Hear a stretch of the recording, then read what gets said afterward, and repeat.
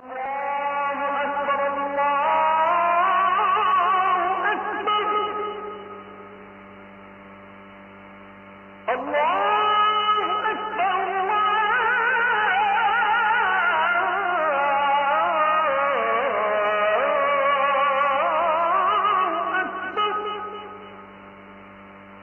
করছেন কে? জোরে বলেন কে? না, ভালো করে শুনেন। আল্লাহ তার নবীকে বলছেন, নবী আপনি বলেন আমি তোমাদেরকে একটি বিষয়ে ওয়াজ করছি, উপদেশ দিচ্ছি। নবীকে দিয়ে আল্লাহ বলাচ্ছেন কি সেটা? আনতাকুমু লিল্লাহি মাসনা ওয়া ফুরাদা, তোমরা আল্লাহর উদ্দেশ্যে দুই দুইজন করে এবং এক একজন করে দাঁড়িয়ে যাও। সুম্মা তাতাফাক্কারু, অতঃপর চিন্তা করো, মা বিসাহিবিকুম মিন জিন্নাহ, তোমাদের সাথীর মধ্যে কোনো উন্মাদনা নেই, কোনো পাগলামি নেই। আল্লাহ তার নবীকে দিয়ে কাফিরদেরকে বলাচ্ছেন, নবী এই কাফিরদেরকে বলেন আপনার মধ্যে কোনো উন্মাদনা নেই, কোনো পাগলামি নেই। কথা কি শোনা যাচ্ছে? আমি কিন্তু আলোচনার ভেতরে চলে গিয়েছি। কোরআন নাজিলের পরে কাফিরেরা নবীজিকে উন্মাদ বলেছে, পাগল বলেছে। নাউজুবিল্লাহ পড়বেন না? কি আশ্চর্য কথা!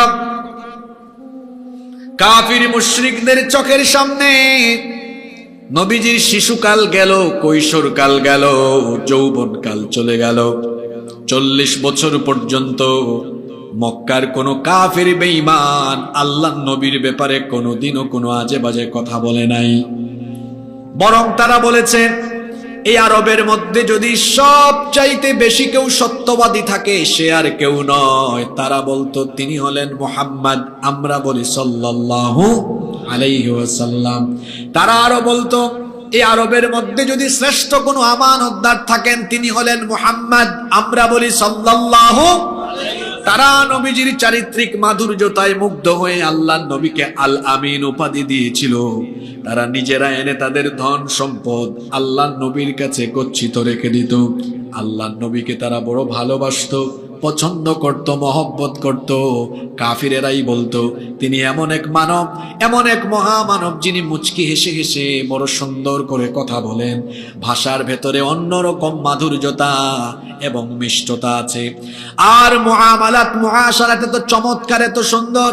তিনি দুঃখ পান, কাউকে দুঃখ দেন না। তিনি কষ্ট পান, কাউকে কষ্ট দেন না।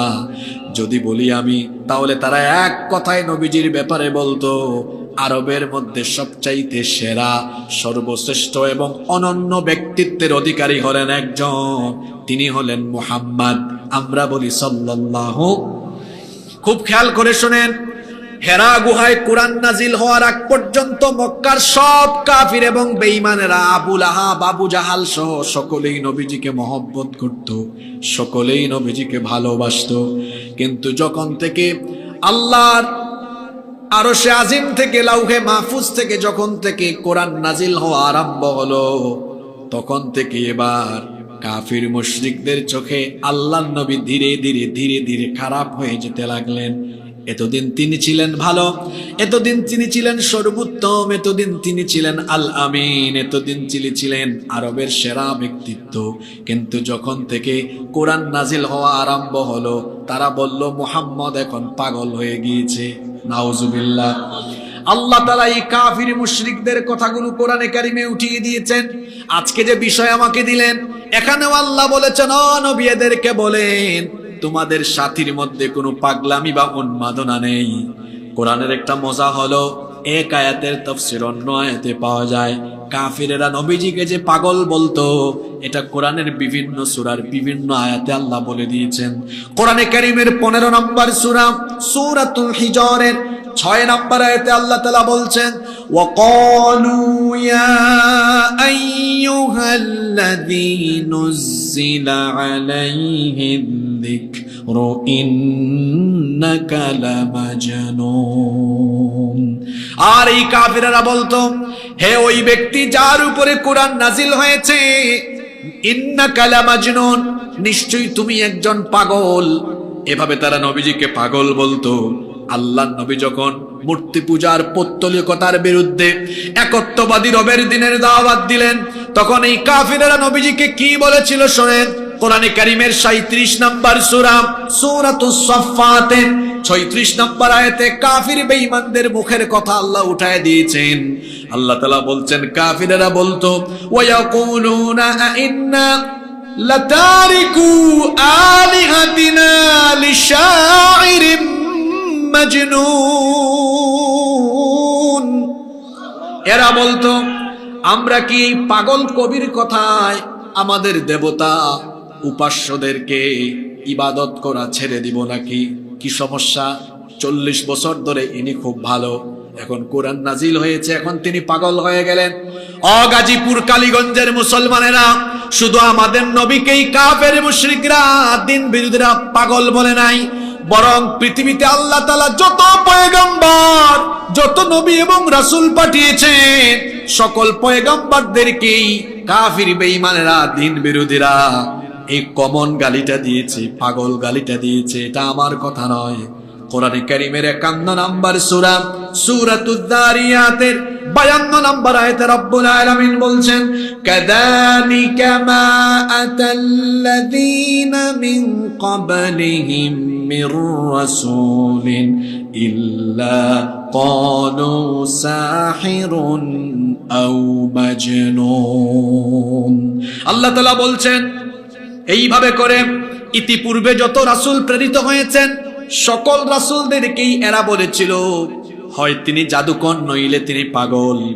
কি আশ্চর্য কথা! আল্লাহর নবীর কাছে কোরআন নাজিল হওয়ার আগ পর্যন্ত তিনি ছিলেন আল আমিন। কথা বুঝে থাকলে পুরুষোচিত কণ্ঠে জবাব দিয়ে বলেন তো, কোরআন নাজিলের আগে কাফিররা নবীজিকে কি ডাকতো? পুরুষ মানুষের মতো জবাব দেন, বলেন কি ডাকতো? এবার বলেন দেখি, কোরআন নাজিলের পরে ডাকলো কি? আরো জোরে বলেন।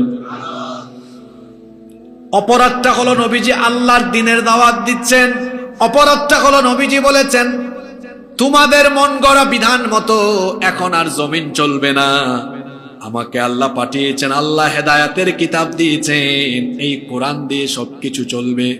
এই কথা বলার পরে এখন আর কাফিরদের নবীজিকে ভালো লাগে না, এখন তারা পাগল বলা আরম্ভ করলো। গাজীপুর কালীগঞ্জের মুসলমানেরা কানটা খাড়া করে শোনেন, কোরআনের পথে চললে, কোরআনের কথা বললে গালি আসে, কোরআন বিরোধীরা গালিগালাজ করে, এটা নতুন কোনো বিষয় নয়। যেই যুগে কোরআন নাজিল হয়েছে সেই যুগে স্বয়ং নবীজি এবং সাহাবীরা কোরআন বিরোধীদের থেকে গালি শুনেছেন। কোরআন নাজিলের যুগে কোরআন বিরোধীরা যেমন কোরআন ওয়ালাদেরকে গালি দিত, সেই 1500 বছর ধরে এই পরিক্রমা চলছে।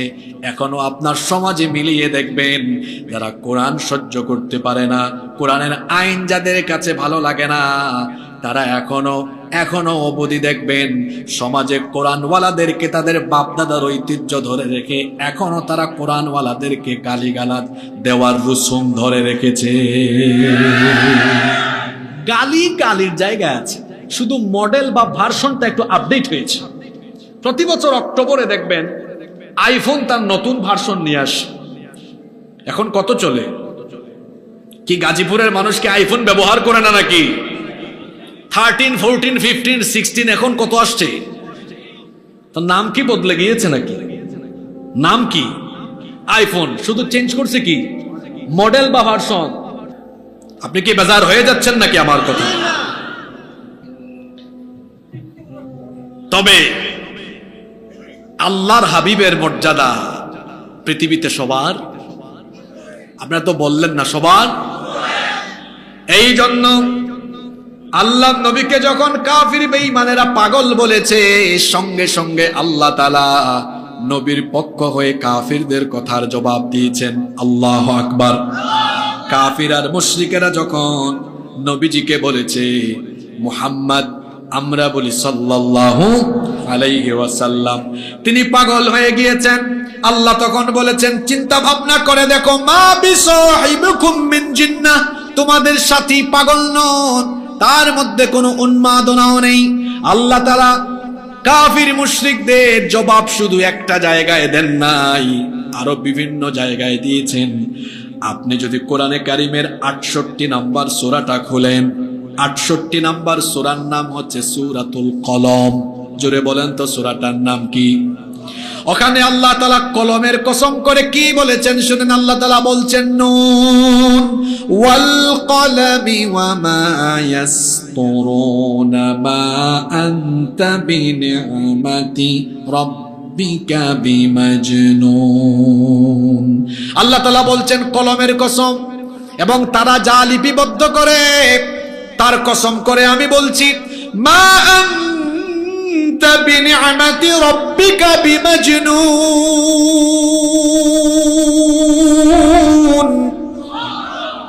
তোমার রবের অনুগ্রহে, আপনার রবের অনুগ্রহে আপনি পাগল নন। দেখেন কাফিররা নবীজিকে বলেছে পাগল, আর আল্লাহ কলমের কসম করে বলেছেন আপনি আল্লাহর দয়ায় পাগল নন। কথা বুঝে থাকলে বলেন তো নবীজি পাগল নন, এই কথা বলার জন্য আল্লাহ কিসের কসম করেছেন? এই তো আপনাদের মনোযোগ ভিন্ন দিকে চলে গেছে। কিসের কসম? জোরে বলেন কিসের কসম? কেন আল্লাহ কলমের কসম করে এই কথাটা বললেন? একটা কারণ আছে না নাই? এর কারণ হলো এই যে আমাদের চোখের সামনে যা আছে আর যা নাই, যা দেখি যা দেখি না, সব কিছু যিনি সৃষ্টি করেছেন, গলার আওয়াজ বড় করে বলেন তিনি কে? কিন্তু বলেন তো দেখি সবার আগে আল্লাহ যে জিনিসটা সৃষ্টি করেছেন সেই জিনিসটার নাম কি? এই তো বলেন সেই জিনিসটার নাম কি? সবার আগে আল্লাহ কলম সৃষ্টি করেছেন। শুনেন এই হাদিসটা এবার।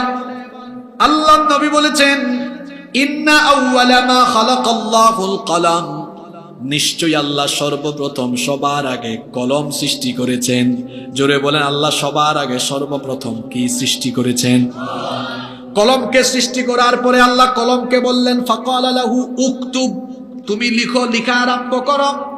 কলম তখন আল্লাহকে বলল ইয়া রব মাযা আকতুব, হে রব আমি কি লিখব?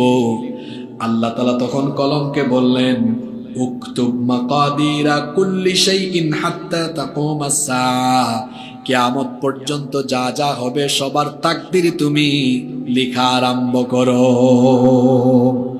সুবহানাল্লাহ কইতে ইচ্ছে করে না? হাদিসটা বুঝলে এবার উত্তর দেন তো আল্লাহ সবার আগে সৃষ্টি করেছেন কি? এই কলম দিয়ে আল্লাহ সবার আগে কি লিখিয়েছেন? পুরুষ মানুষের মতো কথা বলেন, কি লিখিয়েছেন? তাকদীর লিখিয়েছেন। এখন প্রশ্ন হলো এটা আসমান জমিন সৃষ্টির কত বছর আগে? এবার সেই হাদিসটা শুনেন। হাদিসটি মুসলিম শরীফে এসেছে। আব্দুল্লাহ ইবনে আমর ইবনে আস রাদিয়াল্লাহু আনহুমা হাদিসের বর্ণনাকারী সাহাবী। আল্লাহর নবী বলেছেন কাতাবাল্লাহু মাকাদিরাল খালাইকি ক্বাবলা আন ইয়াখলুকাস সামাওয়াতি ওয়াল আরদা বি50 আলফ সানাহ। আল্লাহ নবী বলেছেন আসমান সমূহ, সাত আকাশ আর জমিন সৃষ্টির 1-2 বছর আগে নয়, আসমান জমিন সৃষ্টির 50,000 বছর আগে আল্লাহ কলমের মাধ্যমে তাকদীর লিখিয়েছেন। এখানে আল্লাহ কলমের কসম করে কেন বললেন নবী আপনি পাগল নন? এটা দিয়ে আল্লাহ কাফিরদেরকে বুঝাতে চাইলেন, কাফিররা তোমরা মনে করছো নবীজি 40 বছর পরে হঠাৎ করে নবুয়তের দাবিদার হয়েছেন, হঠাৎ করে তিনি তাকে নবী হিসাবে বলা আরম্ভ করেছেন। এই ধারণা তোমাদের ভুল। এই ধারণা থেকেই নবীকে পাগল বলছো। নবীজি পাগল নন।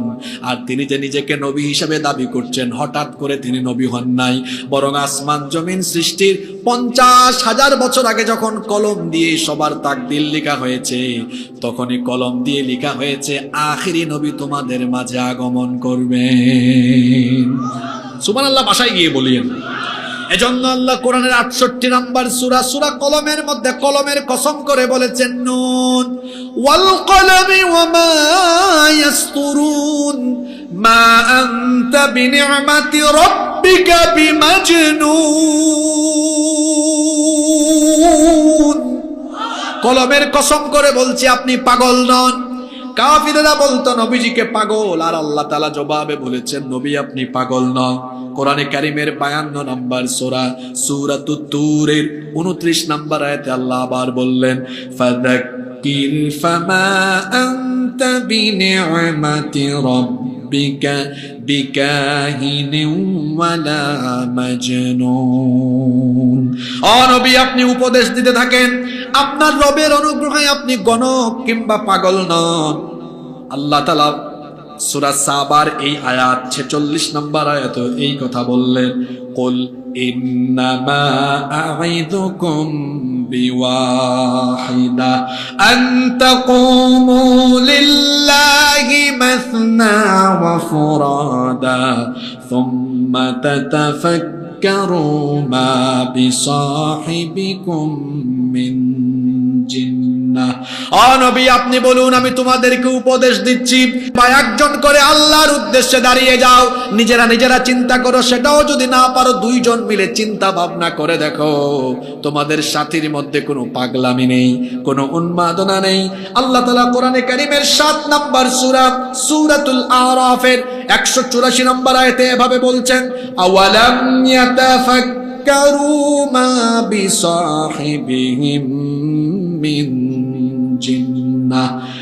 তোমরা কি চিন্তা করবে না, তারা কি একটু ভাববে না, তাদের সাথীর মধ্যে কোনো পাগলামি নেই, কোনো উন্মাদনা নেই, বরং তিনি হলেন, তার পরিচয় আল্লাহ দিয়ে দিলেন, ইন হুয়া ইল্লা নাযীরুল লাকুম বাইনা ইয়াদাই আযাবিন শাদীদ। আল্লাহ তাআলা এবার তার নবীর পরিচয় করিয়ে দিচ্ছেন, তিনি তো কেবলমাত্র আসন্ন কঠিন আযাব সম্পর্কে একজন সতর্ককারী ব্যতীত আর কিছুই নন। নবীজি হচ্ছেন নাদির।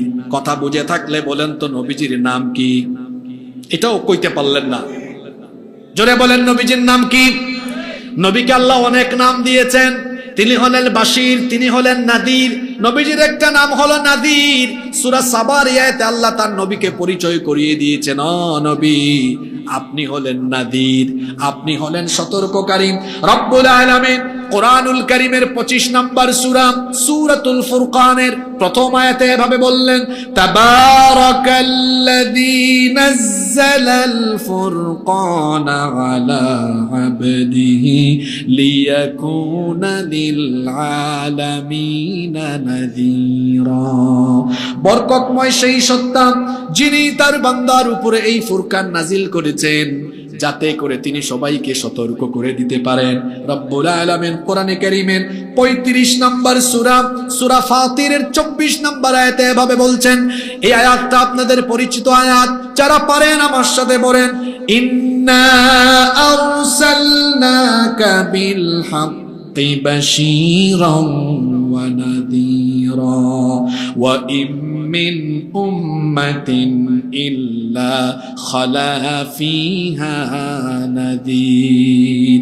আল্লাহ তাআলা বলছেন, ইন্না আরসালনাকা বিল হাক্কি বাশীরান ওয়া নাযীরা, নিশ্চয়ই আমি আপনাকে সত্য সহকারে সুসংবাদদাতা এবং সতর্ককারী হিসেবে পাঠিয়েছি।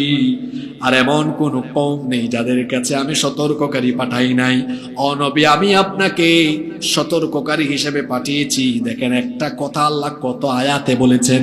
কোরআনে কারীমের 46 নম্বর সূরা সূরাতুল আহকাফের 9 নম্বর আয়াতে আল্লাহ বলছেন, কুল মা কুনতু বিদআম মিনার রুসুলি ওয়া মা আদরি মা ইউফআলু বি ওয়ালা বিকুম ইন আত্তাবিউ ইল্লা মা ইউহা ইলাইয়া ওয়া মা আনা ইল্লা নাযীরুম মুবিন।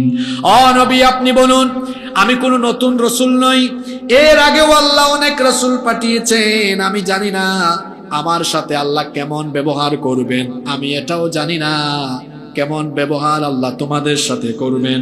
আমি কেবলমাত্র তার অনুসরণ করি যা আমার কাছে আল্লাহ ওহী হিসাবে পাঠান। আর আমার পরিচয়, আমি পাগল নই। ওয়া মা আনা ইল্লা নাযীরুম মুবিন, আমি কেবলমাত্র একজন সুস্পষ্ট সতর্ককারী। কোরআনে কারীমের 51 নম্বর সূরা সূরাতুজ যারিয়াতের 50 এবং 51 নম্বর আয়াতে আল্লাহ বলছেন, ফাফিরু ইলাল্লাহ ইন্নী লাকুম মিনহু নাযীরুম মুবিন ওয়ালা তাজআলু মা'আল্লাহি ইলাহান আখারা ইন্নী লাকুম মিনহু নাযীরুম মুবিন। আল্লাহ তাআলা বললেন ফাফিরু ইলাল্লাহ, অতএব তোমরা আল্লাহর দিকে ধাবিত হও। ইন্নী লাকুম মিনহু নাযীরুম মুবিন, নিশ্চয়ই আমি তার তরফ থেকে আসা একজন সুস্পষ্ট সতর্ককারী। আল্লাহ তাআলা এজন্য সূরা সাবার এই 46 নম্বর আয়াতে পরিচয় করিয়ে দিচ্ছেন কাফিররা তোমরা আমার নবীকে বলো পাগল, শুধুমাত্র কোরআন নাজিলের কারণে আমার নবীকে বলছো পাগল, তিনি পাগল নন। আল্লাহ এই আয়াতের শেষাংশে 46 নম্বর আয়াতের শেষাংশে আল্লাহ পরিচয় করায় দিলেন ইন হুয়া ইল্লা নাযীরুল লাকুম বাইনা ইয়াদাই আযাবিন শাদীদ, তিনি কেবলমাত্র আসন্ন কঠিন আযাবের ব্যাপারে সতর্ক করছেন। কিভাবে আল্লাহর নবী সতর্ক করেছেন শুনেন। আল্লাহর নবীর কাছে যখন 40 বছরে কোরআন নাজিল হওয়া আরম্ভ হয়েছে, কোরআন নাজিলের পরে আল্লাহর নবী প্রাথমিক পর্যায়ে প্রথম 3 বছর গোপনে গোপনে দাওয়াত দিয়েছেন। কথা বুঝে থাকলে বলেন তো, নবীজি প্রাথমিক পর্যায়ে দাওয়াত দিয়েছেন গোপনে না প্রকাশ্যে? আরো জোরে বলেন, গোপনে না প্রকাশ্যে? গোপনে নবীজি দাওয়াত দিয়েছেন মোট কত বছর? জোরে বলেন কত বছর? 3 বছর পরে আল্লাহ তার নবীর কাছে ওহী নাজিল করে বললেন ওয়া আনদির আশীরাতাকাল আকরাবিন, আপনি আপনার নিকটাত্মীয়দেরকে প্রকাশ্যে সতর্ক করেন। বুখারী শরীফের হাদিস। এই আয়াত নাজিল হওয়ার পরে আল্লাহর নবী সাফা পাহাড়ে উঠলেন। বলেন তো সাফা পাহাড় বাংলাদেশের কোন জেলায়? আপনারা ঘুমাই গেছেন নাকি? তো সাফা পাহাড় বাংলাদেশের কোন জেলায় আছে নাকি? বলেন তো সাফা পাহাড় কোথায়? মক্কা শরীফে। জোরে বলেন কোথায়? এটা কাবা শরীফের কাছে। হজে গেলেও সাফা মারওয়া সাই করা লাগে, উমরায় গেলেও সাফা মারওয়া সাই করা লাগে। হাজী সাহেব শুধু চক্কর বক্কর দিয়ে হাজী সাহেব নাম লাগায়া চলে আসেন। জানি না ওখানে গেলে আপনার অনুভূতি কেমন হয়। যতবার আল্লাহ আমাকে সাফা পাহাড়ে নিয়েছেন, যতবার আমি গিয়েছি, এই কদিন আগেও আমি গিয়েছি, যতবার গিয়েছি বুখারী শরীফের এই ঘটনাটা বারবার আমার মনে পড়েছে। মনের অজান্তে আমার চক্ষু দিয়ে পানি এসেছে। কারণ এই সাফা পাহাড় এটা তো সেই পাহাড় যেই পাহাড়ে আমার নবী প্রথম দিন দাওয়াত দিয়ে রক্তাক্ত হয়েছে। এই পাহাড়ে কাফিরেরা আমার নবীর রক্ত ঝরিয়েছে। শুনে নেবার সেই হাদিস। যখন নবীজিকে বলা হলো প্রকাশ্যে দাওয়াত দেওয়া আরম্ভ করেন, আল্লাহর নবী সেই দিনই সাফা পাহাড়ের উপরে উঠলেন। জোরে বলেন তো কোন পাহাড়ের উপরে? আরো জোরে বলেন কোন পাহাড়ের উপরে? আমাদের এলাকায় যখন কোনো গুরুত্বপূর্ণ এলান ঘোষণা দেওয়া হয়, বলা হয় সাবধান সাবধান। এটা শুনলেই মানুষ বুঝে কোনো জরুরি ঘোষণা আছে। আরবদের তৎকালে একটা নিয়ম ছিল, তারা যখন গুরুত্বপূর্ণ কোনো বিষয় ঘোষণা করত, তখন কথার আগে তারা বলতো ইয়া সাবাহা। আল্লাহর নবী পাহাড়ের উপরে উঠে যখন বললেন ইয়া সাবাহা, কাফির বেঈমানেরা চতুর্দিক থেকে এবার সাফা পাহাড়ের চারপাশে গিয়ে সমবেত হয়ে গেল। আল্লাহর নবী প্রত্যেক গোত্রের লোকদেরকে নাম ধরে ধরে ডাকলেন, ইয়া বানি আদি, ইয়া কুরাইশ, ইয়া বানি ফাহর, ইয়া বানু হাশিম। প্রত্যেক গোত্রের নাম ধরে ধরে ধরে ধরে ডাকলেন। ডেকে তারপরে সবাইকে আল্লাহর নবী একটা প্রশ্ন করলেন, একটা বিষয় আল্লাহর নবী তাদের কাছ থেকে জানতে চাইলেন। নবীজি বললেন আরাআইতুকুম লাউ আখবারতুকুম আন্না খাইলাম বিল ওয়াদি তুরিদু আন তুগীরা আলাইকুম আকুনতুম মুসাদ্দিকিয়া। আচ্ছা বলো তো, আমি যদি তোমাদেরকে বলি এই পাহাড়ের অপর প্রান্তে শত্রুপক্ষ তোমাদেরকে আক্রমণ করার জন্য সব রকমের প্রস্তুতি সম্পন্ন করেছে, এই কথা আমি যদি তোমাদেরকে বলি, তাহলে তোমরা কি আমার কথা বিশ্বাস করবে নাকি? সকলে সমস্বরে একসাথে জবাব দিয়েছিল। তারা বলেছিল নাআম মা জাররাবনাকা আলাইকা ইল্লা সিদকা। তুমি যদি বলো অবশ্যই বিশ্বাস করব, কারণ কোনদিন আমরা তোমাকে সত্য ব্যতীত মিথ্যা বলতে শুনি। আল্লাহর নবী বললেন ঠিক আছে, তোমরা যদি আমাকে এতটাই সত্যবাদী মনে করো, তাহলে আমি তোমাদেরকে বলছি শোনো, ফাইন্নী নাযীরুল লাকুম বাইনা ইয়াদাই আযাবুন শাদীদ। এই 46 নম্বর আয়াতের সাথে হাদিসটার একেবারে ভাষাগত সম্পূর্ণ মিল। আল্লাহর নবী বললেন তাহলে এটাও বিশ্বাস করো, ফা ইন্নী নাযীরুল লাকুম বাইনা ইয়াদাই আযাবিন শাদীদ।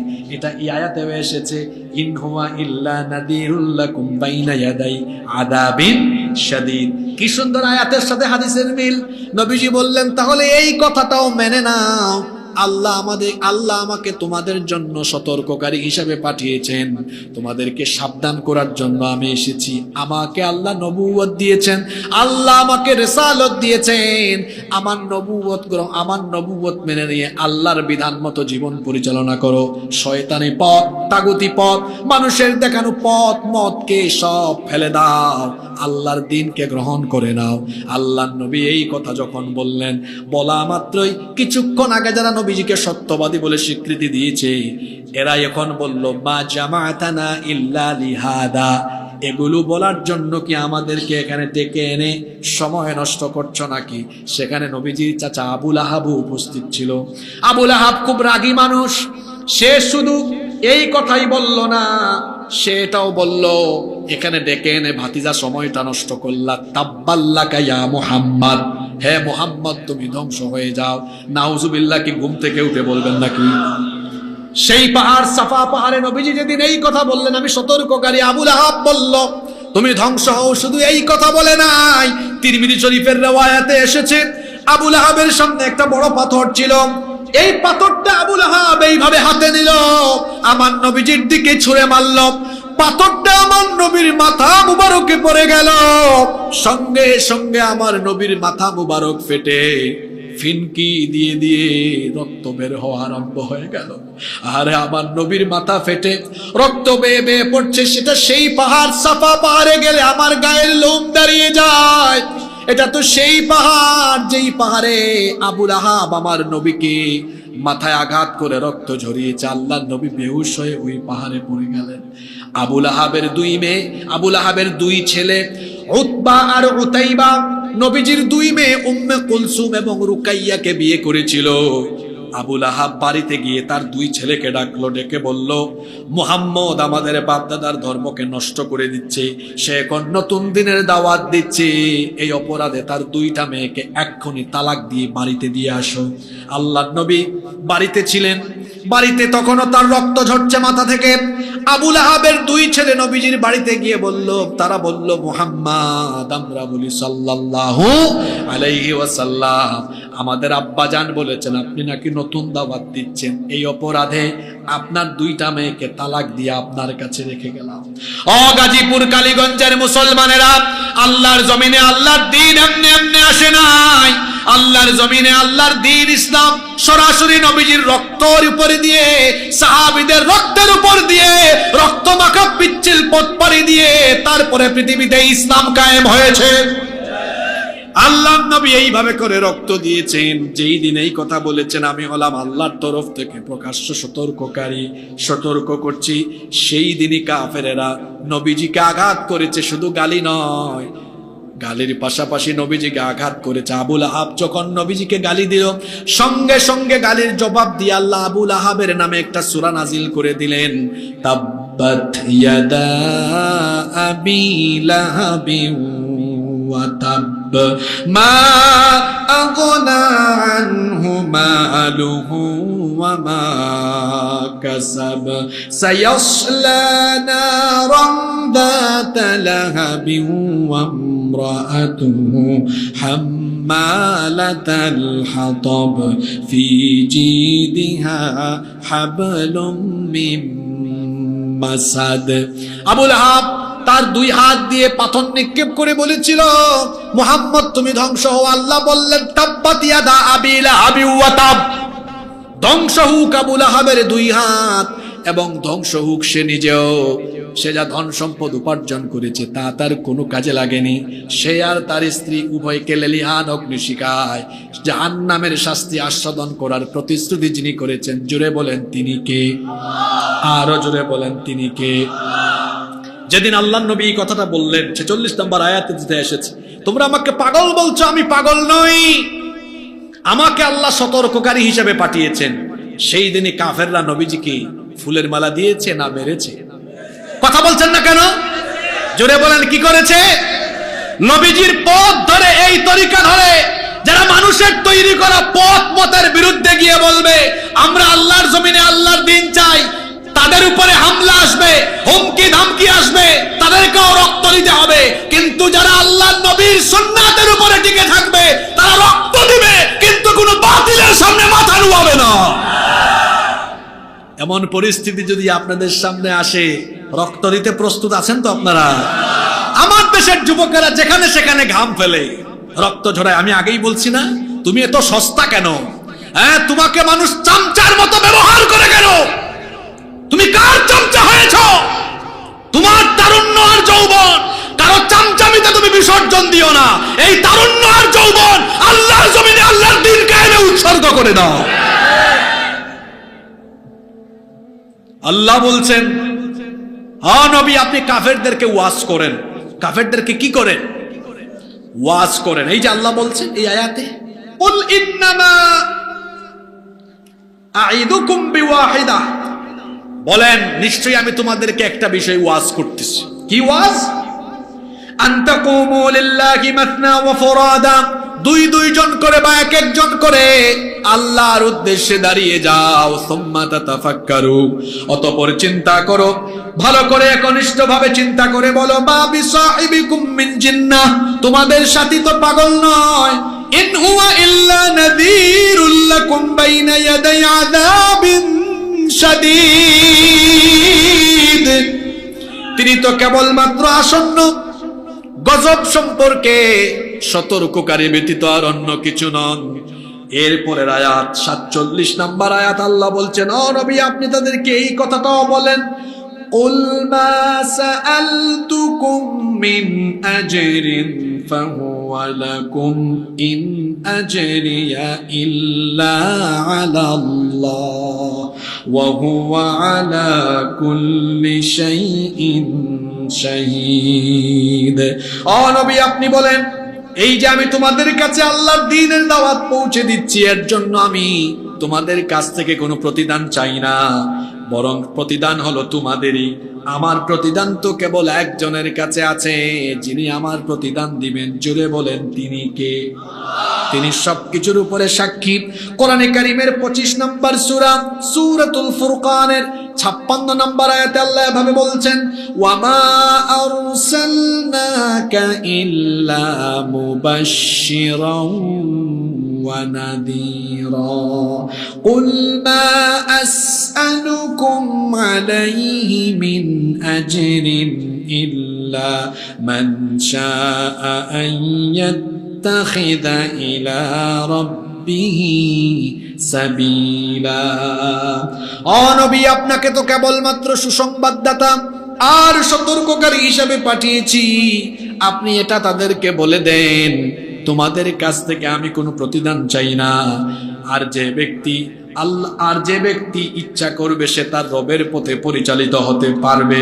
কোরআনে কারীমের 42 নম্বর সূরা সূরাতুশ শূরা এর 23 নম্বর আয়াতে আল্লাহ তাআলা বলছেন, ও নবী আপনি বলে দেন, কুল লা আসআলুকুম আলাইহি আজরান ইল্লাল মাওয়াদ্দাতা ফিল কুরবা, আমি তোমাদের কাছ থেকে কোনো প্রতিদান চাই না, সুতরাং তোমরা আমার সাথে আত্মীয়তার সৌহার্দ্য এটা নষ্ট করো না। এই আয়াতটা ভালো করে শুনেন। আল্লাহর নবী কাফিরদেরকে বলছেন, আমি যে তোমাদের কাছে আল্লাহর দ্বীন পৌঁছায় দিচ্ছি, এর কারণে আমার সাথে আত্মীয়তার যে সৌহার্দ্যমূলক সম্পর্ক আছে এটা নষ্ট করে দিও না। আমার বিরোধিতা করতে করতে করতে করতে আত্মীয়তার সৌহার্দ্যের এই সম্পর্ক নষ্ট করে তোমরা আমার সাথে শত্রুতা বাড়িয়ে দিও না। কিন্তু এটা বলার পরেও কাফিরেরা, মুশরিকেরা, তারা নবীজির সাথে আত্মীয়তা সুলভ আচরণ করে নাই, বরং দেখা গিয়েছে নবীজির পথ চলতে পথের মধ্যে কাঁটা দিত। নিয়মিত তারা নবীজিকে গালিগালাজ করত, পাগল বলতো, জাদুকর বলতো, কাহিন বলতো, গণক বলতো, মিথ্যাবাদী বলতো। শুধু তাই নয়, আল্লাহর নবী নামাজে সাজদায় গেলে তারা এনে আল্লাহর নবীর মাথার উপরে উটের নাড়ি ভুড়ি ফেলে যেত। শুধু তাই নয়, আল্লাহর নবীকে তারা এত কষ্ট দিয়েছে। বুখারীতে একটা হাদিস এসেছে, এক নিকৃষ্ট কাফের, তার নাম হলো উকবা বিন আবি মুঈত।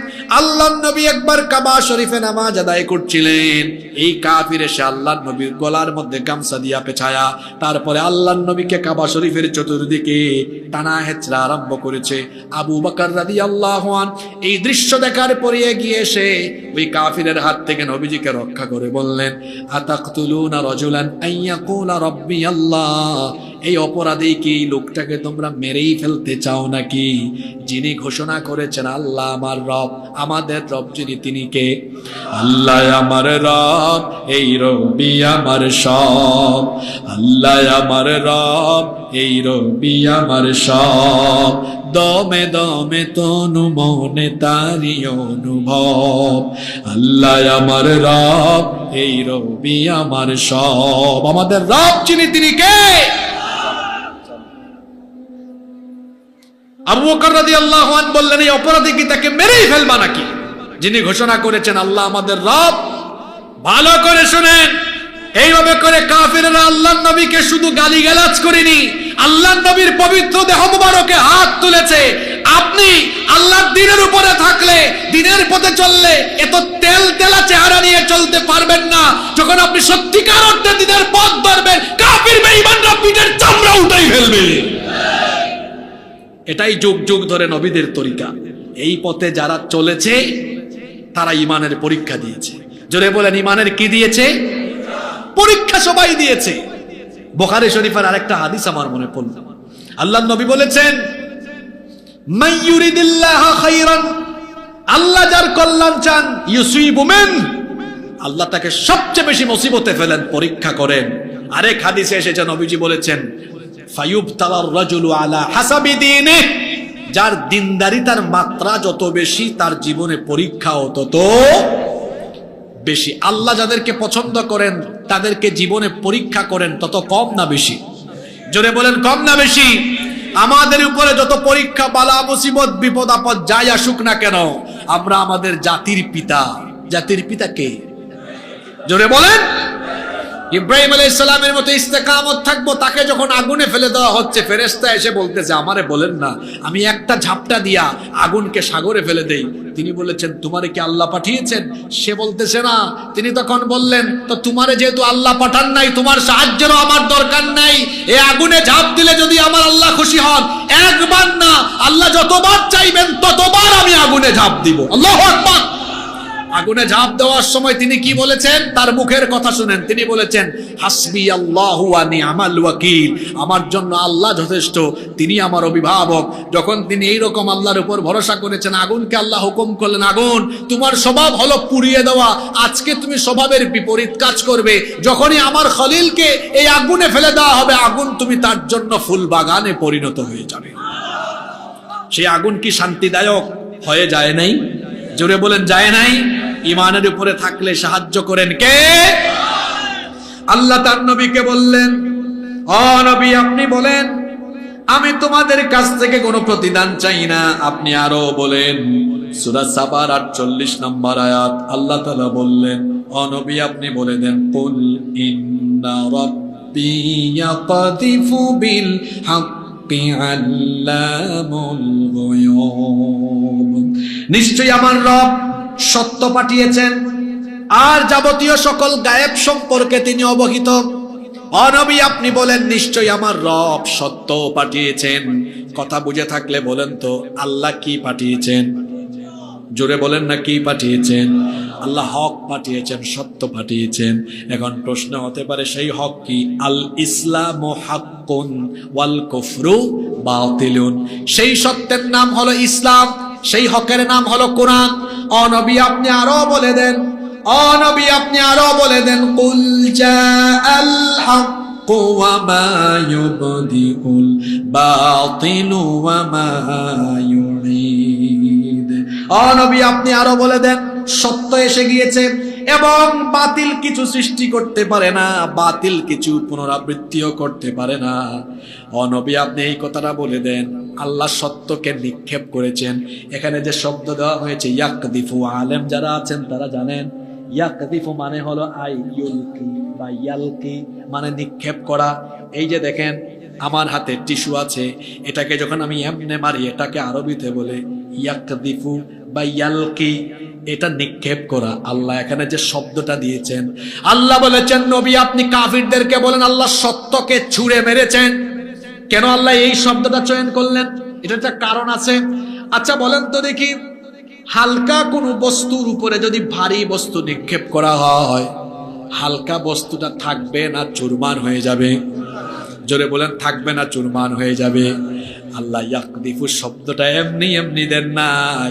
আল্লাহ তাআলা বলছেন ইসলাম যখন আল্লাহ দিয়েছেন, ইসলামের এই মহাসত্যের আঘাতের ফলে দুনিয়ার সকল বাতিল এবং মিথ্যা ভেঙে চুরে খান খান চুরমার হয়ে গিয়েছে। আল্লাহু আকবার। এজন্য রব্বুল আলামিন কোরআনুল কারীমের 21 নম্বর সূরা সূরাতুল আম্বিয়া এর 18 নম্বর আয়াতে কথাটা এইভাবে বললেন, বাল নাকযিফু বিল হাক্কি আলাল বাতিলি ফায়াদমাগুহু ফাইদা হুয়া যাহিকুম ওয়া লাকুমুল ওয়াইলু মিম্মা তাসিফুন। বরং আল্লাহ তাআলা মিথ্যার উপরে সত্যকে ছুঁড়ে মারেন, যার ফলে মিথ্যা চূর্ণ বিচূর্ণ হয় এমন ভাবে যাতে তা নিঃশেষ হয়ে যায়, যাতে তা ধ্বংস হয়ে যায়। আল্লাহ তাআলা তার নবীর কাছে যখন দ্বীনে হক ইসলাম দিয়েছেন আর কোরআন দিয়েছেন, কাফিরেরা গালাগালি করেছে, কাফিরেরা আঘাত করেছে, কাফিরেরা নবীজিকে মক্কা থেকে বের করে দিয়েছে, নবীজির বিরুদ্ধে যুদ্ধ করেছে, কিন্তু মহাসত্য ইসলামের সামনে তারা থাকতে পারে নাই। নবীজিকে মক্কা থেকে বের করে দিলেও একটা সময় আল্লাহ নবীজিকে মক্কার বিজয় দিয়েছেন। এই জন্য নবীজি যেদিন মক্কা বিজয় হয়েছিল, সেই দিন কাবা শরীফে ঢুকে 360টা মূর্তিকে ঠেলে ঠেলে ফেলে দিয়ে এই আয়াতটা নবীজি তেলাওয়াত করেছিলেন, ওয়াকুল জাআল হক ওয়াজাহাকাল বাতিল ইন্নাল বাতিলা কানা যাহুকা। ও নবী বলুন, সত্য এসেছে, মিথ্যা দূরীভূত হয়েছে, আর মিথ্যা সব সময় দূরীভূতই হয়। আল্লাহ তাআলা এই যে সূরা সাবার এই আয়াতে বলেছেন 49 নম্বর আয়াত, কুল জাআল হাক্কু ওয়া মা ইউবদিউল বাতিলু ওয়া মা ইউঈদ। নবীজি আপনি বলেন সত্য এসেছে, আর বাতিল কখনো কিছু সৃষ্টি করতে পারে না, পুনরাবৃত্তি করতে পারে না। নবী বলেন মহাসত্য যখন এসে যায়, মহাসত্যের আঘাতে দুনিয়ার সকল বাতিল শক্তি ভেঙে চুরমার হয়ে যায়। এখানে যদি ওই আমাদের এসএম নজরুল ইসলাম ভাইয়ের মতো একটু পড়াশোনা করে আসতেন, আজকের ওয়াজ আরো মজা লাগতো, এটা দার্সে হলে আরো ভালো লাগতো। কথাটা কি বলছি অনেকে টেরও পায় নাই। এই যে পৌত্তলিকরা মিথ্যার উপরে প্রতিষ্ঠিত ছিল, আল্লাহ তার নবীকে বলেছেন আপনি এদেরকে বলে দেন এই মিথ্যা সত্যের উপরে টিকে থাকবে না। আজও পৃথিবীতে মানুষের তৈরি করা পথ মতের উপরে যারা টিকে আছে, তারা মনে করে ইসলামকে, আল্লাহর দ্বীনকে বা দ্বীনের পথের পথিকদেরকে তারা নাস্তানাবুদ করে দিবে। সূরা সাবার এই আয়াত পড়ে তারা যেন শিক্ষা নেয়, মহাসত্যের আঘাতে তাদের সবকিছু ভেঙে চুরে চুরমার হয়ে গিয়ে তাদের অধঃপতন হয়ে যাবে, অধঃপতন হয়ে যাবে। এবং ফাঁকা মারতে কিসের স্লোগান দ্বারা? সম্মানিত ভাইয়েরা, আল্লাহ তাআলা বলছেন এভাবে সত্যের আঘাতে মিথ্যা চুরমার হয়ে যাবে। ইসলামের সামনে যা দাঁড়াবে তা থাকবে না, কোরআনের সামনে যা থাকবে তা টিকে থাকবে না। আজকে যারা মনে করছে আল্লাহর দ্বীনের সামনে, কোরআনের সামনে আমরা বড় বড় কথা বলে টিকে থাকবো, আপনি বুকার স্বর্গে বসবাস করছেন। আল্লাহর কোরআনের সামনে, আল্লাহর দ্বীনের সামনে যারা এই বিপরীত শক্তি হয়ে ইসলামকে মোকাবেলা করতে চাইবে, তারা সমূলে ধ্বংস হয়ে যাবে। আল্লাহ তার নবীকে বলছেন, নবী এটা বলে দেন, ধ্বংস হয়ে যাবে। ওই যে আমার ভাই একটু আগে বক্তব্যতে বলেছেন হিসাব নিকাশ চুকায় দেওয়া হবে, এর পরের আয়াত থেকে এবার হিসাব চুকানোর আয়াত চলে আসছে। আপনাদের আর 10-12 মিনিট ধৈর্য থাকবে তো? হিসাব নিকাশের আয়াতে এবার আসতেছে। এর পরের আয়াতে আল্লাহ বলছেন, নবী বলে দেন, কুল ইন দালালতু ফাইন্নামা আদিল্লু আলা নাফসি ওয়া ইন ইহতাদাইতু ফাবিমা ইউহি ইলাইয়া রাব্বি ইন্নাহু সামিউন করিব। আল্লাহর নবী যখন দিনের দাওয়াত দেওয়া আরম্ভ করেছেন। কাফিররা নবীজিকে বলেছে পথভ্রষ্ট, নবীজিকে বলেছে গোমরাহ। জোরে বলেন নাউজুবিল্লাহ। আল্লাহ বললেন, ও নবী আপনি তাদেরকে বলেন, কুল ইন দালালতু ফাইন্নামা আদিল্লু আলা নাফসি, আমি যদি পথভ্রষ্ট হয়ে যাই তবে আমার কল্যাণে আমি পথভ্রষ্ট হয়ে যাব। ওয়া ইন ইহতাদাইতু ফাবিমা ইউহি ইলাইয়া রাব্বি, আর যদি আমি হেদায়েত প্রাপ্ত হই তবে তাই এই জন্য কারণ আমার রবের তরফ থেকে আমার কাছে ওহী প্রেরণ করা হয়েছে। ইন্নাহু সামিউন করিব, নিশ্চয়ই তিনি সর্বশ্রোতা এবং অতি নিকটবর্তী। অর্থাৎ হেদায়েত এটা হলো শুধুমাত্র ওহীর পথ, কুরআনের পথ, এইখানেই হেদায়েত আছে, আর আমি এটার উপরে টিকে আছি, আমি গুমরাহির পথে নই। কথাটা বুঝে থাকলে বলেন তো, পৃথিবীতে একমাত্র সত্য, সঠিক, নির্ভেজাল এবং হেদায়েতের পথ কিসের পথ? ওহীর পথ। জোরে বলেন কিসের পথ? আর ওহীর পথ হলো কুরআনের পথ। কথা বুঝে থাকলে বলেন তো, একমাত্র সঠিক পথ, হেদায়েতের পথ কোনটা? তা আপনি ধরছেন কোনটা? আপনি তো পথ ধরেছেন অমুক নেতা, অমুক নেত্রীর, অমুকের তমুকের। মনে রাখবেন, আল্লাহ সঠিকভাবে কোরআনে বলে দিয়েছেন, সুস্পষ্ট করে বলে দিয়েছেন, কোরআনের পথ ছাড়া যত পথ আছে সমস্ত পথ হলো গুমরাহ, সমস্ত পথ হলো বাতিল, সমস্ত পথ হলো ভ্রান্ত। একমাত্র পথ হলো সহজ পথ, সঠিক পথ হলো কিসের পথ? আর জোরে বলেন কিসের পথ? আল কোরআনের পথ, এই পথই আসল পথ। আল কোরআনের পথ, এই পথই আসল পথ। অন্য পথে অন্য মতে নেই যে রহমত। আল কোরআনের পথ, এই পথই আসল পথ। সহজ পথ কোনটা? জোরে বলেন। মরা মানুষের মতো মনে হচ্ছে ওয়াজ করতেছি গুরুস্থানে। কিসের পথ? এরকম আওয়াজ হলে আগামী বছর থেকে আমার দাওয়াত দিয়ে না। এরকম মরা শ্রোতাদের সামনে আমার ওয়াজ করতে আমার ভালো লাগে না। শ্রোতা জুইতের 10 জন হইলে যথেষ্ট। কয়জন হইলে? আর অজুইতা এটা হাজার হাজার হইলেও ভালো লাগে না। কথা বলতে হবে তো, নইলে মনে হবে এখানে কবরস্থানের সামনে বসে আছে। সহজ পথ, সঠিক পথ কোনটা?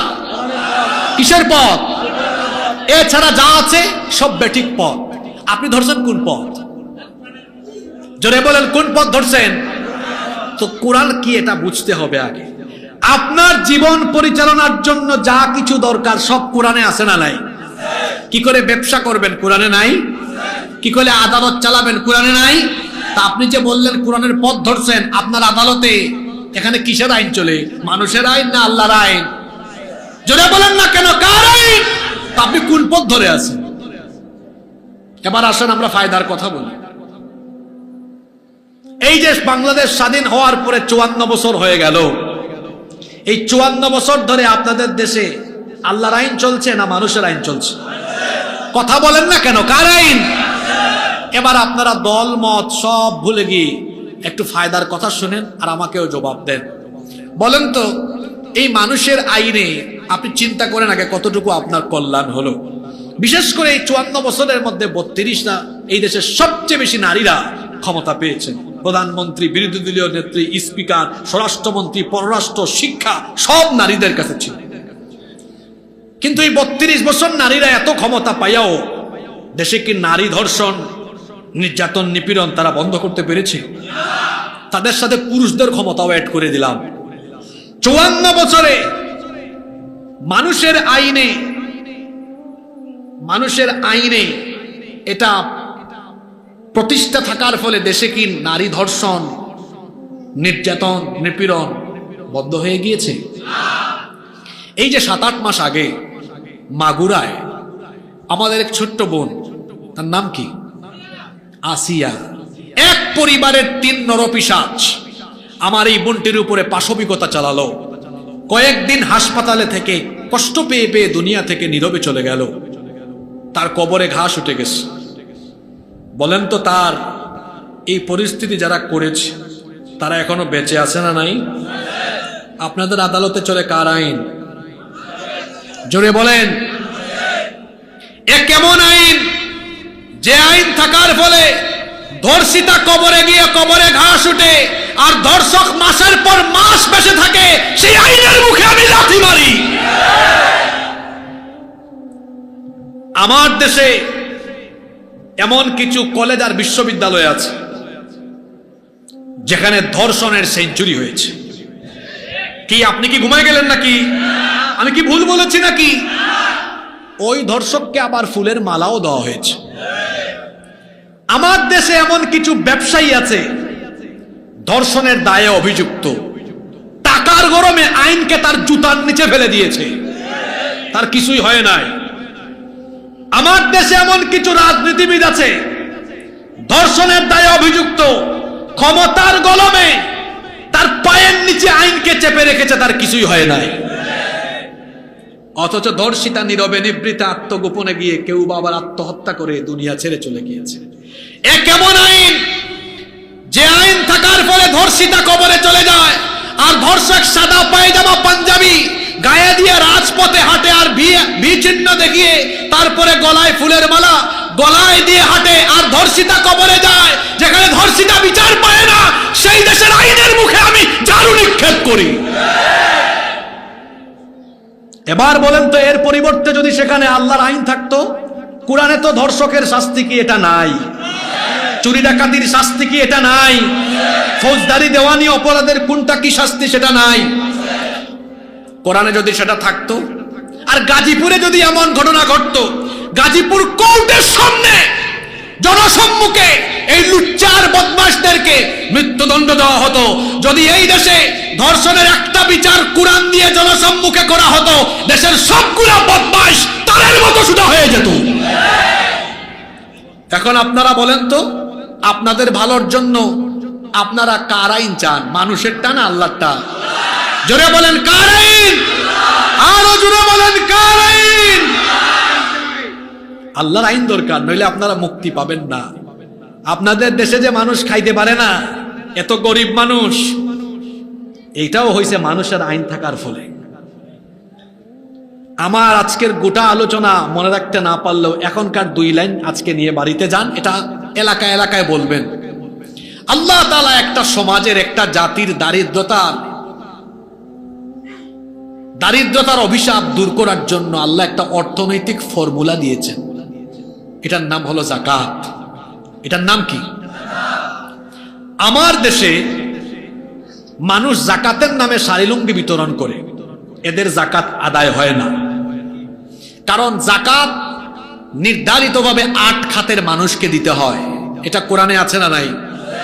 আবার যাকাত দিতে হয় এমন ভাবে যে যাকে যাকাত দেওয়া হবে সে যেন ভবিষ্যতে আর যাকাত খাওয়ার উপযুক্ত না থাকে। এটা কি করে আপনাদেরকে বোঝাই? মনে করেন এখানে একটা কমিটি আছে 30 বছর ধরে, তারা যেমন মাহফিল করে, তারা মনে করেন একটা উদ্যোগ নিল যে এই এলাকায় যাদের নেশাব পরিমাণ মাল আছে, যাদের উপর যাকাত ফরজ, তাদের কাছ থেকে তারা যাকাতের টাকা উত্তোলন করতে লাগলো। উত্তোলন করে তারা দেখলো মোট পরিমাণ হয়েছে 2 লক্ষ টাকা এই বছর। জোরে বলেন কত লক্ষ টাকা? এই 2 লক্ষ টাকা যদি 500 করে দেয়, তাহলে 400 জন মানুষকে দিতে পারবে। কিন্তু বলেন তো, এই 400 জন মানুষ 500 করে টাকা পায়, এরা কি ধনী হয়ে যাবে নাকি? এক বেলা খাবে, আবার গরিবই থেকে যাবে। কিন্তু যদি এই 2 লক্ষ টাকা 400 জন মানুষকে না দিয়ে 3-4 জনকে এভাবে দেওয়া হয়, একজন বিধবা মহিলাকে একটা সেলাই মেশিন কিনে দিলেন, বোন আপনার পরিবার চলে না তো, এটা দিয়ে কাজ করে খান। আরেকজনের অসচ্ছল পরিবার, তাকে একটা, আপনাদের এলাকায় ভ্যান আছে না অটো রিক্সা টমটম আছে? সবই আছে, একটা ভ্যান তারে কিনে দিলেন, তার পরিবার চলার মতো ব্যবস্থা হয়ে গেল। আরেকজনের কাছে অল্প টাকা আছে, কিছু টাকা হলে বিদেশ চলে যেতে পারে, পরিবারটা সচ্ছলে, নাও তোমারে কিছু টাকা দিলাম। আরেকজনকে একটা টঙের দোকান করে দিলেন। 2 লক্ষ টাকা 400 জনকে দেওয়ার মধ্যে ফায়দা না 3-4 জনকে দেওয়ার মধ্যে ফায়দা? 3-4 জনের আগামী বছর যাকাত খাবে। এটা আপনাদের চুপাইন নাকি নাম? এটা দিয়ে উদাহরণ দিলাম। এখন এটা যদি রাষ্ট্রীয় পর্যায়ে যায়, শুনতেছেন তো আমার কথা, সারা দেশের মুসলমানদের সরকার সম্পদের হিসাব সরকারের কাছে থাকবে। যাদের উপর নেশাব পরিমাণ সম্পদ যাদের কাছে আছে, যাকাত ফরজ, বছর শেষে মোবাইলে মেসেজ চলে আসবে, মিস্টার অমুক সাহেব এই বছর আপনার এত টাকা যাকাতের আসছে, আপনাদের কালীগঞ্জ অফিসে গিয়ে অমুক জায়গায় টাকাগুলা জমা করে দেন। যাকাত মন্ত্রণালয় এটা উত্তোলন করবে। এখন সারা দেশের যাকাতের টাকাগুলো জমা হয়েছে কয় জায়গায়? জোরে বলেন কয় জায়গায়? আপনাদেরকে বোঝানোর জন্য আমি একটা কম অ্যামাউন্ট ধরছি। মনে করেন এই বছর সারা দেশ থেকে তোলা হইল 140,000 কোটি টাকা, এটা গাজীপুর দিয়ে কাভার হবে, কিন্তু বোঝানোর জন্য বলতেছি 140,000 কোটি টাকা। এটা এখন এক জায়গায় জমা। এই এদিকে তাকাও, এটা তোমার ওয়াজ কালো পাঞ্জাবি, কিছু করো না, বেকার আসো, বেকার থাকলে এটা তোমার ওয়াজ। এখন 140,000 কোটি টাকা হইল, কত? 140,000 কোটি টাকা। এখন সরকার 64 ডিস্ট্রিক্টে সার্ভে করলো, সার্ভে করে সারা দেশের 64 ডিস্ট্রিক্ট থেকে 70 লক্ষ বেকার যুবককে ঢাকায় ডেকে আনলো। কত লক্ষ বেকার? 70 লক্ষকে ডেকে এনে প্রত্যেকের হাতে 2 লাখ টাকার চেক দিয়েছে। ধরো 2 লাখ টাকার চেক দিলাম, এই টাকা নিয়ে এলাকা গিয়ে পাকপাকুম করো, না কুটির শিল্প বা হাঁসের খামার, মুরগির খামার, যে কোনো কাজ করে এটা কাজে লাগাও। আমাদের উপজেলা অফিসার আছেন, অডিট অফিসার, সংশ্লিষ্ট অডিট অফিসার সব পর্যবেক্ষণ করবে। এইরকম করে দায়িত্ব দেওয়া হলো। এটা আমার ফর্মুলা না আল্লাহর ফর্মুলা? জোরে বলেন কার? জাকাতের ওয়াজ হুজুর যারা এখানে আসছেন এইভাবে করবেন, মসজিদগুলোতে মানুষকে জাকাত বুঝাবেন ভালো করে। বলেন তো এই ফর্মুলায় যদি জাকাত উত্তোলন করে দারিদ্রতা বিমোচনে এইভাবে ব্যয় করা হয়, তাহলে আমরা দেখলাম 1 বছরে কত লক্ষ যুবকের কর্মসংস্থান করা গেল। কথা তো বলছেন না, জোরে বলেন কত লক্ষ? এটা হুজুরের প্রক্রিয়া না আল্লাহর প্রক্রিয়া? এবার আপনারা বলেন তো, এই প্রক্রিয়ায় যদি 10 বছর এরকম চলতেই থাকে, আপনাদের দেশে 10 বছর পরে কোনো গরিব মানুষ, না খাওয়া মানুষ থাকবে? জোরে বলেন থাকবে? 54টা বছর ধরে আপনারা শুনতেছেন আমরা সুযোগ পাইলে দারিদ্রতা মুক্ত বাংলাদেশ গড়ব। এটা যারা বলে, দেখা যায় তারা সুযোগ পাইলে 5 বছরে তার নিজের ক্ষুধাই মিটাইতে পারে না। যে তার নিজের ক্ষুধা মিটাতে পারে না, সে কি করে আপনার ক্ষুধা মিটাবে? শুনে রাখেন গাজীপুরের শত শত জনতা, কান খাড়া করে শুনেন, 54 বছর ধরে এভাবে প্রতারিত হয়েছেন। আমরা আপনাদেরকে বলছি, মানুষের তৈরি করা ফর্মুলা দিয়ে আপনারা বাংলাদেশে দারিদ্রতার কবর দিতে কোনোদিন পারবেন না। চ্যালেঞ্জ করলাম, আমি কোরআন হাতে নিয়ে বলে গেলাম, যদি আল্লাহর দেওয়া এই ফর্মুলা গ্রহণ করেন, তাহলে এই বাংলাদেশে 10 বছর পরে একজন গরিব মানুষও খুঁজে পাবেন না। এজন্য যদি সত্যিকার অর্থে দারিদ্রতা মুক্ত, ক্ষুধা মুক্ত সমাজ বিনির্মাণ করতে যান, মানুষের তৈরি করা আইনকে লাথি দিয়ে বঙ্গোপসাগরে ফেলে দিয়ে আল্লাহর কোরআনের আইনকে গ্রহণ করে নিতে হবে। মানলে ভালো, না মানলে নাই। আমাদের কাজ বুঝানো, আপনি বুঝলে ভালো, না বুঝলে আমার কিছু করার। এরপরে আল্লাহ বলছেন, ও নবী, এই যে তারা আপনার দেখানো, আপনার আহ্বান করা পথ, আপনার আহ্বান করা আপনার দেখানো পথের দিকে আসলো না, দুনিয়ায় তারা আপনার বিরোধিতায় মেতে উঠলো, আমার দিনকে গ্রহণ করলো না। ওই যে আমার ভাই বক্তব্য বলেছেন আল্লাহ হিসাব চুকায় দিবেন, হিসাব চুকার আয়াত শোনেন। ও নবী, এই যে আপনি তাদেরকে দাওয়াত দিলেন, এখন এই যুগে তো নবী নাই, নবীদের এই দায়িত্ব পালন করছেন উলামারা। আপনাদেরকেও বলা হবে, এই যে তোমাদেরকে দিনের দিকে ডাকা হলো, আহ্বান করা হলো, এটা গ্রহণ করলা না, মানলা না, এর কারণে কি হবে? আল্লাহ তার নবীকে দুনিয়ায় থাকতেই বলে দিয়েছেন, ও নবী, যদি তাদের অবস্থাটা দেখতেন কিয়ামতের দিন, এদের অবস্থা এমন হবে, এরা আপনার পথ মত, কোরআনের পথ গ্রহণ না করার কারণে পরিস্থিতি এত জটিল হবে। আল্লাহ তাআলা পরের আয়াত 51 নম্বর আয়াতে বলছেন, ওয়ালাউ তারা ইদ ফাজিউ ফালা ফাউতা ওয়া উখিদু মিন মাকানিন করিব। আর আপনি যদি তাদেরকে দেখতেন কিয়ামতের দিন তারা অত্যন্ত ভীত সন্ত্রস্ত হয়ে পড়বে, সেই দিন তারা আল্লাহর আযাব থেকে বাঁচার জন্য পালানোর কোনো পথ খুঁজে পাবে না, এবং নিকটস্থ স্থান থেকে তাদেরকে সেদিন পাকড়াও করা হবে। আল্লাহর আযাব তাদেরকে এমন ভাবে সেদিন ধরবে, সেদিন তাদেরকে এমন ভাবে আযাব আর গজবে ফেলা হবে, আল্লাহর আযাবের ভয়ে তারা চিৎকার করতে থাকবে, আর্তনাদ করতে থাকবে। জাহান্নাম যখন তাদেরকে গ্রাস করার জন্য এগিয়ে আসবে, তখন এই কাফিররা কি বলবে? আল্লাহ তাআলা বলছেন, ওয়াকালু আমান্না বিহি ওয়া আন্না লাহুমুত তানাবুশু মিন মাকানিম বাঈদ। সেই দিন বলবে, আল্লাহ এখন আমরা ঈমান আনছি, কখন? গুরুস্থানে ওয়াজ চলে। কখন? এখন মানে কোন সময়? কিসের ওয়াজ চলে? কোন সময় বলতেছে এটা?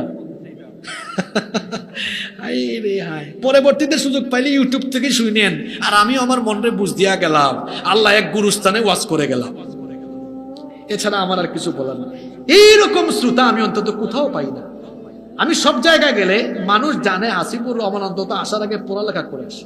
প্রতিদিন মাহফিল আমি লেখাপড়া করে যাই। আপনার এখানে কি বলবো, আমি লেখাপড়া করে আসছি, পয়েন্টের বাইরে কথা বলার টাইমও আমার। আমি মনে বুঝ দিয়া গেলাম আল্লাহ এক গুরুস্থানে ওয়াজ করে গেলাম। তা আমি এবার বলে দিই, এরা কিয়ামতের দিন বলতেছে, যখন জাহান্নাম গ্রাস করতেছে তখন বলতেছে আল্লাহ আমরা ঈমান আনলাম। কি আনলাম? কোন দিন বলতেছে? আল্লাহ তাদেরকে বলছেন ওয়া আন্না লাহুমুত তানাফুসু মিন মাকানিন বাঈদ। আরে দূরবর্তী স্থান থেকে তারা কি করে ঈমানের নাগাল পাবে? দূরবর্তী স্থান থেকে তারা কিভাবে ঈমানের নাগাল পাবে? তার মানে হলো ঈমান এখন যেখানে আনছে এটা বড় দূর, বরং ঈমান আনার জায়গা ছিল দুনিয়া, সেখানে ঈমান আনে নাই, সেখানে ঈমানের পথে চলে নাই, রসুল চিনে নাই। দেখেন না আমার সমাজে অনেকে আছে যারা রসুলের আদর্শ গ্রহণ করতে চায় না, যারা রসুলের নেতৃত্ব মানতে চায় না, কিন্তু কবরে রসুলের দলে যেতে চায়। ওই যে বলে বিসমিল্লাহি আলা মিল্লাতি, কারে দে রসুলের দলে উঠায়া, তার সারা জীবন রসুলের পথ মত আদর্শ বাদ দিয়ে ওই নেতা আর ওই নেত্রীর পথে তার জীবন গিয়েছে। এখন কার দলে যাইতে চায়? হ্যাঁ ওই দেখেন না আল্লাহ কোরআনের আয়াত, ওখানে গিয়ে বলতেছে আল্লাহ আমি কি আনলাম? জোরে বলেন কি আনলাম? আল্লাহ বলতেছেন না, এটা তো ঈমান আনার সময়, এটা তো চলে গিয়েছে। এখন তুমি ঈমান আনলে লাভ হবে না। কোরআনের একটা মজা হলো, এক আয়াতের তাফসীর অন্য আয়াতে পাওয়া যায়।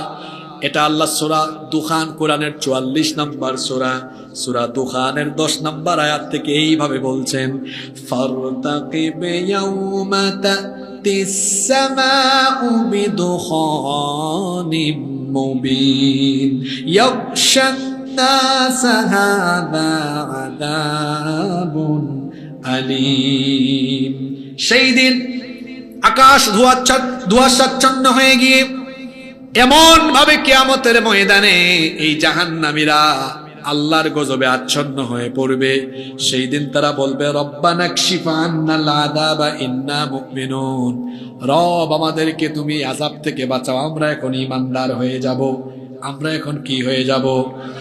আল্লাহ তাআলা বলছেন আন্না লাহুমুয যিকরা ওয়া ক্বাদ জাআহুম রাসূলুম মুবিন থুম্মা তাওয়াল্লাউ আনহু ওয়া ক্বালু মুআল্লামুম মাজনুন। এখন বলতেছি ঈমান আনতেছি, অথচ তার কাছে দুনিয়ায় কি রসুল যায়নি? তার কাছে কি রসুল গিয়ে রসুলকে তাকে সতর্ক করেনি? তারা কি করেছিল? সুম্মা তাওয়াল্লাউ আন, মুখ ফিরিয়ে নিয়ে বলেছিল ওয়া ক্বালু মুআল্লামুম মাজনুন, ইনি যেমন তেমন পাগল নন, উনি শিক্ষিত পাগল। নাউজুবিল্লাহ কইতো মন চায় না। একজন কয় ঠিক, কি বেতাল শ্রোতা, চিন্তা করেছেন কেমনে ওয়াজ শুনতেছে। আল্লাহ বলছেন যখন নবীজি ঈমান আনতে বলেছেন তখন নবীকে কি বলেছো? শিক্ষিত পাগল। এই যুগে তো নবী নাই। যখন আলেমরা বলেছিলেন ওই পথ বাদ দিয়া কোরআনের পথ ধরেন, তখন হুজুর করে দেখলেন মৌলবাদী, জঙ্গিবাদী, স্বাধীনতা বিরোধী, রাজাকার আর ধর্ম ব্যবসায়ী বলেছেন সেই দিন আল্লাহ মজা ভালো করে বুঝাই দিবেন। আল্লাহ বলবেন এখন বলতেছো তুমি ঠিক হয়ে গেছো। আবার শোনেন কোরআন শরীফের আয়াত, কোরআনে কারীমের 35 নম্বর সূরা, সূরা ফাতিরের 37 নম্বর আয়াত। এরা আরো বলবে রব্বানা আখরিজনা না'মাল সালিহান গায়রাল্লাযী কুন্না না'মাল, রব আমাদেরকে জাহান্নাম থেকে বের করো। এখন যদি বের করে আবার দুনিয়ায় পাঠাও, এখন আর আগের মতো বেয়াদবি করব না, ভালো হয়ে যাব, ভালো কাজ করব, ঈমান আনবো, ঈমানের পথে চলবো। আল্লাহ তখন তাদেরকে বলবেন আওয়ালাম নুআম্মিরকুম মা ইয়াতাযাক্কারু যাক্কারা ফীহি মান তাযাক্কার ওয়া জাআকুমুন নাযীর। তোমাকে কি হায়াত দেই নাই? তোমাকে কি জীবন দেই নাই? এতই যদি ভালো হওয়ার শখ থাকতো তো দুনিয়ায় তুমি ভালো হইলা না কেন? এখন আর এই কথা বলে লাভ নাই। এখন আযাবের মজা বুঝাবেন কে? এদেরকে যখন জাহান্নামে ঢুকানো হবে, ফেরেশতারাও বলবে, কিরে আলাম ইয়াতিকুম নাযীর, তোর কাছে কি কোনো সতর্ককারী যায় নাই? তোদের যুগে কি কোনো নবী রাসূল তোদেরকে সতর্ক করে নাই? অথবা নবী রাসূল গণের ওয়ারিস আলেমরা কি তোদেরকে সতর্ক করে নাই? এরা তখন বলবে, ক্বালু বালা ক্বাদ জাআনা নাযীর, হ্যাঁ সতর্ককারী আমাদের কাছে এসেছিল। তো ভালো কথা, তাদের সাথে কেমন আচরণ করেছিলে? তারা বলবে ফাকাযযাবনা ওয়া কুলনা মা নাযালাল্লাহু মিন শাইইন আনতুম ইল্লা ফি দালালিন কাবীর। আমরা তাদেরকে মিথ্যা বলে প্রতিপন্ন করেছিলাম, অনেক ওয়াজ করেছে, এগুলো শুনতাম না, মানতাম না। আল্লাহ বলবেন, ঠিক আছে, মজা বুঝো, ফেরেশতারা ডান্ডা বেরি লাগা, শিকল লাগায়া জাহান্নামে ফেল। তখন এই জাহান্নামীগুলো সেই দিন বলবে, ওয়াকালু লাউ কুন্না নাসমাউ আও নাকিলু মা কুন্না ফি আসহাবিস সাঈর। আহা, আমাদেরকে যা বলা হয়েছিল সেগুলো যদি শুনতাম আর মানতাম, আজকে আমাদের এই পরিণতি হতো। আল্লাহ বলছেন, কেন এদেরকে আজ এই জাহান্নামের আযাব এর সম্মুখীন হওয়া লাগছে? সূরা সাবার 53 নম্বর আয়াতে আল্লাহ বলছেন, ওয়াকাদ কাফারু বিহি মিন ক্বাবলু ওয়া ইয়াকদিফুনা বিল গায়বি মিন মাকানিন বাঈদ। এর কারণ হলো, ইতিপূর্বে দুনিয়ায় তারা নাফরমানি করত, দূরবর্তী স্থান থেকে গায়েব সম্পর্কে তারা কূট মন্তব্য ছুড়ে মারত, অর্থাৎ দুনিয়ায় থাকাকালীন আখিরাত নিয়ে ঠাট্টা করত। আখিরাত তার মনের বিশ্বাসে ছিল না, আখিরাত তার মনের বিশ্বাসে ছিল না বলেই তো আল্লাহর সাথে সাক্ষাৎ হবে, হিসাব দেওয়া লাগবে, আল্লাহর সামনে দাঁড়াতে হবে, এই ভয়টা অন্তরে ছিল না। ওইভাবে জীবনটা কাটায় এসেছে, দুনিয়ার জীবনটা ওইভাবেই কাটায় এসেছে। এখন এসে বলতেছে আল্লাহ ঈমান আনলাম। আল্লাহ সূরা সাবার শেষ আয়াত 56 নম্বর আয়াত, এই কথা দিয়ে আল্লাহ শেষ করতেছেন, শুনেন, ওয়াহিলা বাইনাহুম ওয়া বাইনা মা ইয়াশতাহুনা কামা ফুইলা বিআশয়াইহিম মিন ক্বাবল ইন্নাহুম কানু ফি শাক্কিম মুরিব। আল্লাহ তাআলা বলছেন, এখন তারা যা কামনা করছে, অর্থাৎ তারা কামনা করে তারা এখন ঈমান আনবে। আল্লাহ বলছেন, তাদের মধ্যে তাদের এই আবদারের মধ্যে আমি একটা অন্তরাল, একটা পর্দা তৈরি করে দিলাম, যেমন ইতিপূর্বে তাদের সমগোত্রীয়দের ক্ষেত্রে করা হয়েছিল। ঈমান আনার সময় যারা ঈমান আনে না, আল্লাহর গজব আসার পরে যারা ঈমান আনে, সেই ঈমান আল্লাহ গ্রহণ করেন না। আল্লাহ এই কথা সূরা সাবার শেষ আয়াতে বলেছেন, ইতিপূর্বে তাদের মতো যারা ছিল আল্লাহর গজব আসার পরে তাদের ঈমান আর গ্রহণ করা হয়। যেমন ফেরাউনের কথা আমি বলি, ফেরাউনকে আল্লাহ যখন তার দলবল সহ পানিতে ডুবায়া মারছেন, আল্লাহ কোরআন শরীফের মধ্যে বলেছেন, শোনেন ভালো, ফেরাউন পানিতে ডুবে ডুবে মারা যাচ্ছিল, তখন সে কি বলেছিল? তখন সে বলেছিল, হে আল্লাহ আমি ঈমান আনলাম। সে তখন বলেছিল, আমানাত বিহি বানু ইসরাইল, বনি ইসরাইল যার উপরে ঈমান এনেছে আল্লাহ আমি তার উপরে ঈমান আনলাম। আল্লাহ বলতেছেন, কিরে বাটপার, আল-আন ওয়া ক্বাদ আসাইতা ক্বাবলু ওয়া কুনতা মিনাল মুফসিদিন, এখন তুই ঈমান আনস, অথচ এর আগে তুই যা মন চাই তাই করেছিলে, সন্ত্রাসী আর বিশৃঙ্খলা আর স্বৈরাচারী জালিমের মতো আচরণ করেছিলে। এখন গজবের টাইম আসছে, গজবের টাইমে তওবা করলেও তওবা আর কবুল হয় না। কথা কি বোঝা গিয়েছে? পতনের সময়, গজবের সময় আর তওবা কবুল। এই 8টা আয়াত যে এতক্ষণ ধরে প্রায় 2 ঘন্টা ধরে আলোচনা করছি, এর বেসিক কথাগুলো কি? আমি এবার 1-2 মিনিটে বলি। নবীজির কাছে কোরআন নাজিল হওয়ার পরে নবীজিকে কাফেররা পাগল বলতো আর বিভিন্ন গালি দিত। আল্লাহ তাআলা আয়াত নাজিল করে বললেন, তোমাদের চোখের সামনে এই লোকটা শিশুকাল থেকে 40 বছর পর্যন্ত বেড়ে উঠেছে, কোনোদিন তাকে তোমরা গালি দিলা না, পাগল বললা না, এখন কেন পাগল বলো? অপরাধ। তিনি কি প্রচার করেন? জোরে বলেন, কি প্রচার করেন? আল্লাহ বলছেন তোমরা ভালো করেই জানো তার মধ্যে উন্মাদনা বা পাগলামির কোনো স্বভাব নেই। এমনকি আল্লাহ কোরআন শরীফের বহু আয়াতে জবাব দিয়েছেন, এমনকি কলমের কসম করে পর্যন্ত আল্লাহ বলেছেন যে কলম দিয়ে আমি আসমান জমিন সৃষ্টির আগে মানুষের ভাগ্য লিখেছি, তখন থেকেই তো আমি লিখে দিয়েছি তিনি নবী হবেন, সুতরাং তাকে তোমরা পাগল বলছো কেন? পাগল বলার কারণও আল্লাহ বলেছেন অপরাধ। তিনি কার দাওয়াত দেন? জোরে বলেন, তিনি কার দাওয়াত দেন?